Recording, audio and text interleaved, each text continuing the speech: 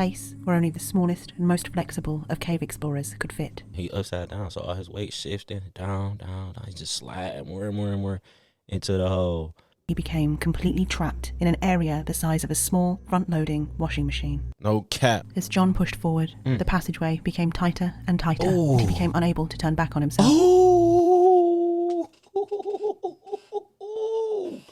No. Okay. Chill. Hey. Put these on right now. What's happening? It's your boy Carson, and I'm back in Hey man, I just came across the craziest video, or the craziest. This is one of my, I ain't gonna cap, this is probably one of my fears. You know what I'm saying?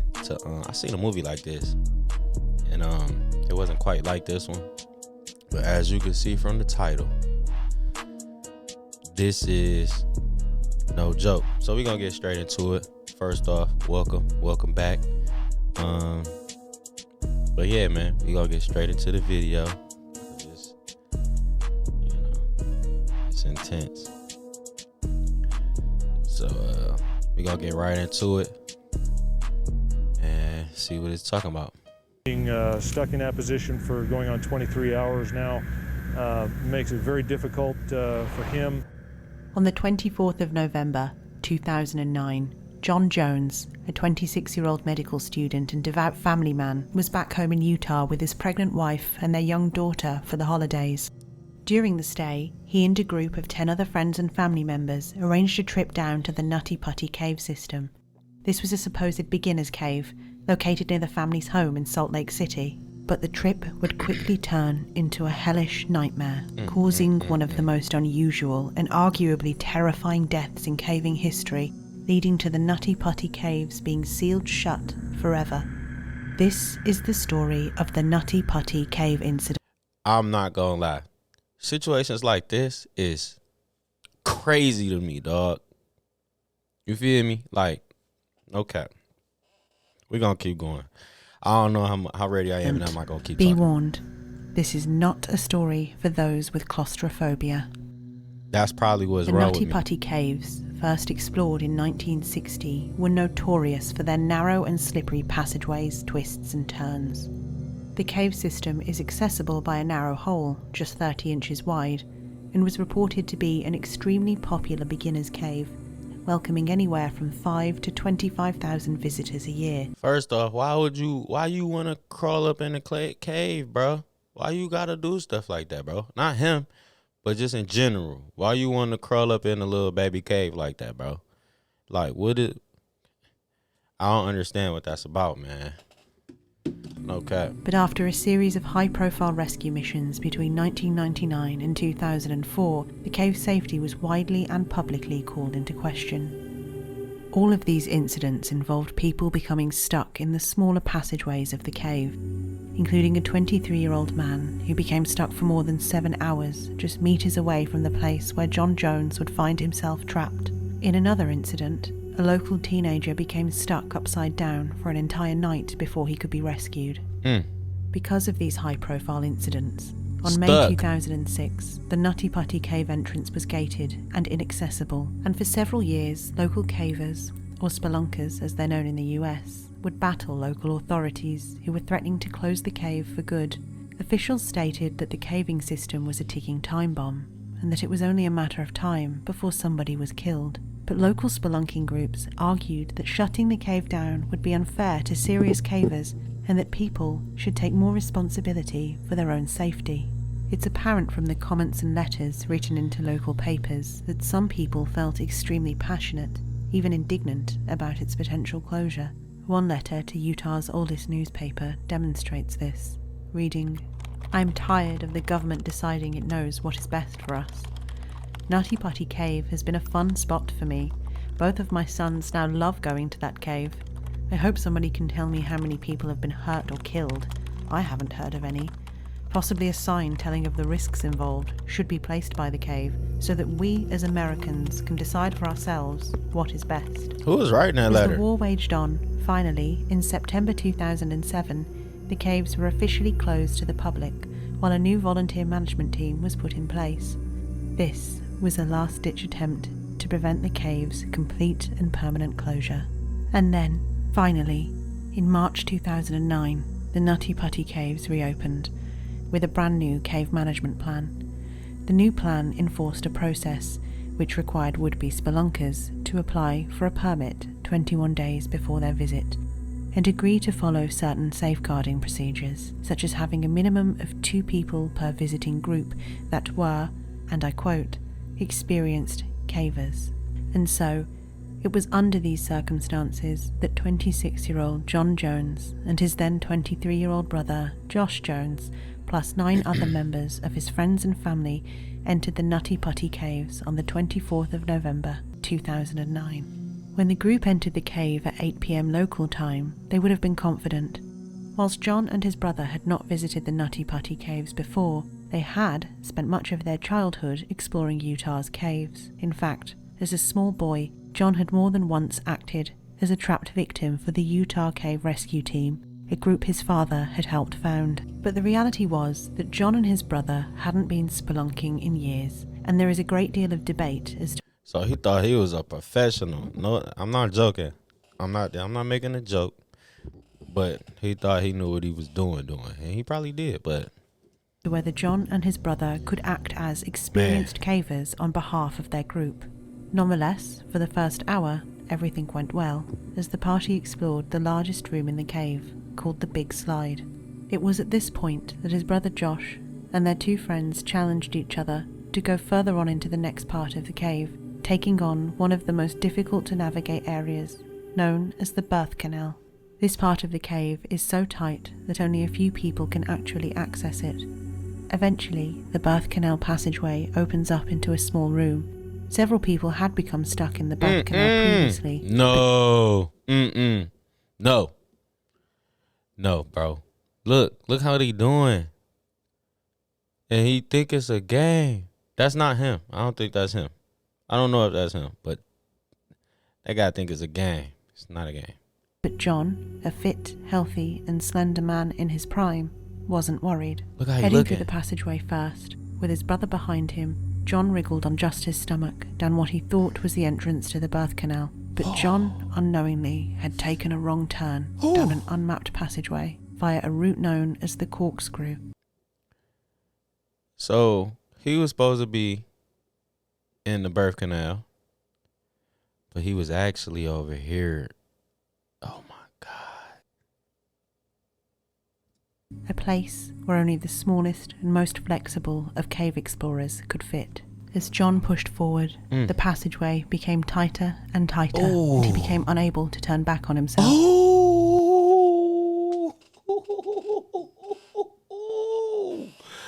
No. Okay. All right. I don't know if I want to keep watching, man, because that make my body, I can feel that. I can feel that. No cap. I can feel that. When he saw what looked like a small opening at the end of the crawl space, he continued on, with hopes of being able to turn around. Unfortunately, this is where things took a turn for the worse, because John was crawling head first into a 10 by 18 inch fissure that dropped straight down. Worse still, John had sucked in his chest to slide past a lip of rock to get into the fissure, meaning that when his chest expanded again... Oh, no. Look at this picture.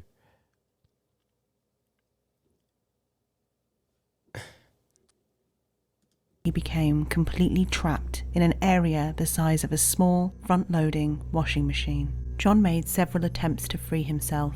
It was no use. It was at this point that he began calling for his brother. When Josh finally found John, for a split second, he thought that this would be a silly story to tell later on that evening, but as he examined the situation more closely, dread settled in. Josh made several desperate attempts to free his brother, but none of them worked.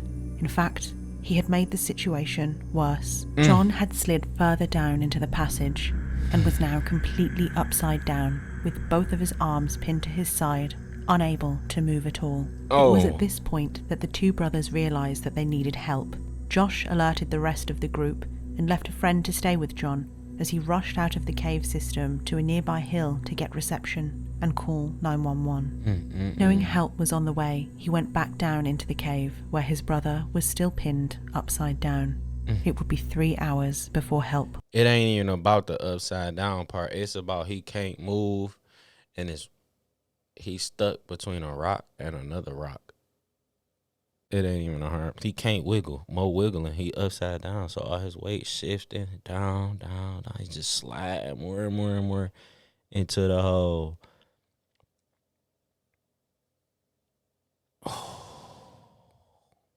Think about how long he was stuck there knowing what was about to happen. He can't move, and then all right, my bad. Would arrive at 12:30 a.m. Hey. What you're about to hear is disturbing. First rescuer arrived on the scene. That one just snuck up. It was Susie Matola. No cap, that ad just snuck up. It didn't even, or maybe I wasn't paying attention. Excuse me. A local volunteer who immediately rushed to the scene when she received a message on her pager. Let's go back. Right away, Susie We're gonna go back. was still pinned upside down. It would be 3 hours before help would arrive. At 12:30 a.m., the first rescuer arrived on the scene. It was Susie Matola, a local volunteer who immediately rushed to the scene when she received a message on her pager. Right away, Susie realised that John's predicament was much, much worse than she had thought. She knew she had to keep John calm, and so she greeted him and told him that he'd be out in no time, and not to worry, to which John replied, "Hi Susie, thank you for coming, but I really, really want to get out." Susie tried absolutely everything she could think of to pull John out, including cutting off part of his jeans to free up some space, but after 2 hours, Susie was exhausted and unsuccessful. She was forced to crawl back up to the surface where, at this point, both his wife and his daughter and around 30 rescuers had arrived on the scene. There, a very concerned but calm group were brainstorming plan after plan. They discussed everything, from breaking John's legs to lubricating the walls with several gallons of oil. But eventually, they decided upon a system of ropes and pulleys to hoist John out, legs first. This pulley system would be aided by drilling some of the rock around him to create more space. Members of the rescue team made their way to John with the equipment, but they ran into problems. The rock wasn't coming away quickly enough, and removing what did come away from the wall was proving impossible to do safely, not least of which because the rock was falling back down onto John. Back at the surface, the rescue team, now in their hundreds, were all becoming increasingly concerned. Things were moving slowly. Each trip to pass a piece of gear to John's location, 700 feet deep within the cave, took an hour, and only one person could ascend or descend down the passageway at a time. To make matters worse, when rescuers told on-site trauma surgeon Doug Murdoch that John was upside down, Doug made the team aware that this likely meant that John would only have 10 hours before his organs would fail. The human body is designed to be upright. The heart works with the force of gravity, and if it can't, blood and fluids quickly begin to pool in the brain and lungs, and eventually it becomes extremely difficult to breathe. On top of this, the heart begins to work overtime, and it becomes increasingly difficult to pump blood around the body, which can lead to cardiac arrest. This was something Susie noticed within the first hour of working to free John, a distinct rattling noise coming from his chest, a clear sign that fluid was pooling in John's lungs. He was already starting to asphyxiate. The rescue team decided that the immediate goal should be to get John out. Look at that. Look at it.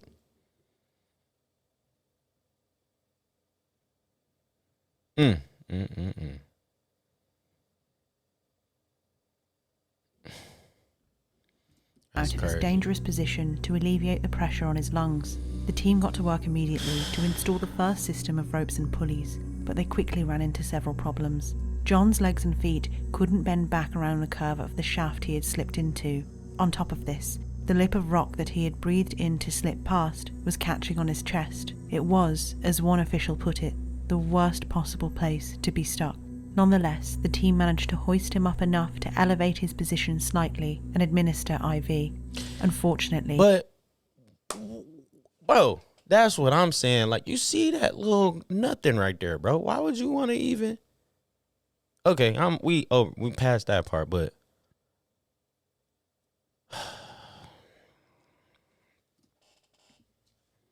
Just moments later, this first pulley system failed, and John slid back down into his original spot. At this point, John was swinging in between a state of calm and panic, and so a decision was made to bring a two-way cable radio into the cave so that he slipped back into the same spot when they got him out a little bit. He slipped back. John could speak with his wife. The conversation was tense, but it did serve to keep him calm enough for the next system of ropes and pulleys to be installed. Finally, after 19 hours, a team of 8 were ready to pull. But there was a problem. Each pull was agonizing for John, and the team had to pause several times to avoid breaking his legs. And then, a glimmer of hope. On the third pull, John was lifted up high enough to make eye contact with his rescuer, who later commented that his eyes were red, his face was dirty, but that he seemed fine otherwise. When the rescuer asked him how he was, John said, "It sucks. I'm upside down. I can't believe I'm upside down. My legs are killing me." The rescuer saw that even though John was complaining, he had a smile on his face. And then, on what was to be the fourth pull, disaster struck. That they have a raising system that was helping to hold him in position. One of the devices as part of that system failed, and Mr. Jones actually ended up falling back into the area where he had been stuck for so long.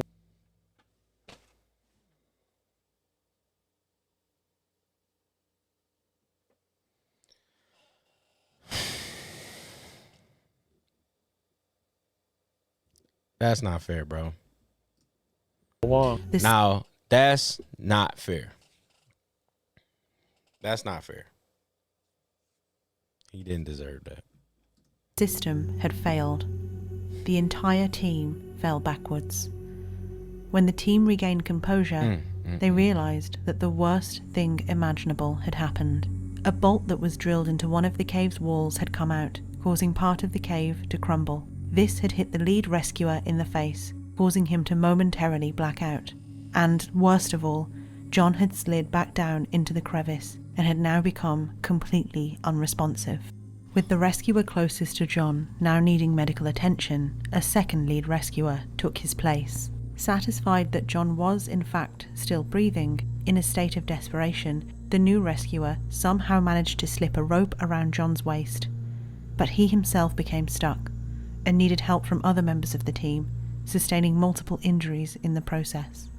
A third lead rescuer made a last-ditch attempt to free John by desperately drilling away the rock around him, but it was no use. The entire team was exhausted. John was barely breathing and was still unresponsive. He had gone into cardiac arrest, and tragically, there was nothing anyone could do. It was at this point that John's wife Emily was informed of the situation. John was technically alive, but unconscious. In her desperation, she believed that he could still survive the ordeal and continue to radio down. In one of her final communications with John, she said, "I know you've been pushing so hard for so long. Why don't you rest for a minute and take a break, and then you can push again?" At this point, whilst they couldn't officially confirm it, rescuers suspected the worst. And so, a brave paramedic was sent down to take a pulse, confirming what everyone had suspected. At 11:56 p.m. on the 25th of November 2009, John Edward Jones was pronounced dead. That was so close to Thanksgiving. When is Thanksgiving? Comment below when Thanksgiving is, man. Pray for that little girl, man, his daughter. When did this happen? 28 hours after he had initially become stuck. Emily was initially in complete disbelief. She refused to believe that her husband could die from such a simple mistake and did not accept that a pulse taken from the leg could indicate that he was dead. Eventually, officials managed to calm her down, agreeing that they would do everything in their power to remove her husband's body from the cave. Not wanting to let a grieving widow down, the team discussed what was reported to be some rather distasteful plans to get John's body out, Cut his but legs. this would prove to be impossible. Even if they were able to free John, his lifeless body would not be able to twist properly in order to be fully removed from the cave, at least not intact. It was decided, given everything that had transpired, that it was simply too dangerous for the rescue team to attempt to remove his body. And so, a decision was made to seal the entrance of the cave with concrete, with John's body inside, forever. John's family had... What? What if he was alive and woke up while they was sealing that thing up? And he like, no, and can't talk because he chest, upside down. He got a lot going on. And he like, no, I'm alive.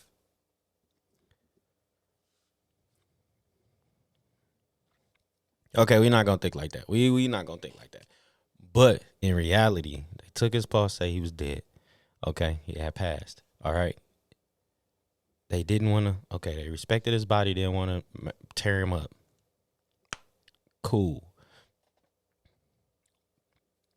They buried him alive. They didn't bury him alive. We're not going to say that. They sealed that place up with concrete. That is the worst possible death. I don't know. I haven't heard anything crazy like this. I see, what's regular death to me is, somebody, sick illness or street stuff. So to get stuck between a rock and some rocks in a cave, whew, that is beyond me. No cap. I ain't ready for stuff like that, man. Had a plaque installed on the entrance of the cave in his memory. 2009. Later, the family would release a statement where they said that John Edward Jones, husband, father, and pediatric cardiologist in training, would be remembered for his quote, He wanted to be a kid's heart doctor. That's not fair, man. nature, That's not delightful fair. sense of humour, strong work ethic, a genuine love of people, a masterful ability to relate to children, a love of and unwavering faith in the gospel of Jesus Christ, and his commitment to his family as an amazing husband, father, son, and brother.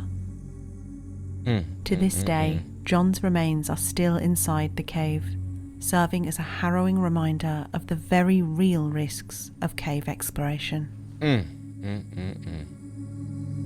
This is the Real Horror Channel, the place for all.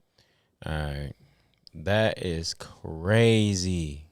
If you ever heard of this story and you got some, more details or some insight, or you want to leave a decent comment, don't say nothing crazy because I'm going to delete your comment. You feel me? Don't disrespect that man. But that video, that's terrifying. I'm about to go get close to my babies and appreciate, everything.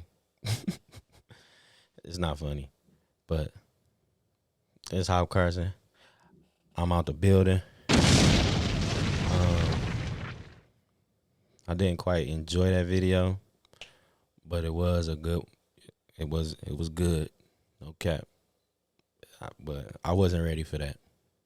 So, see y'all later.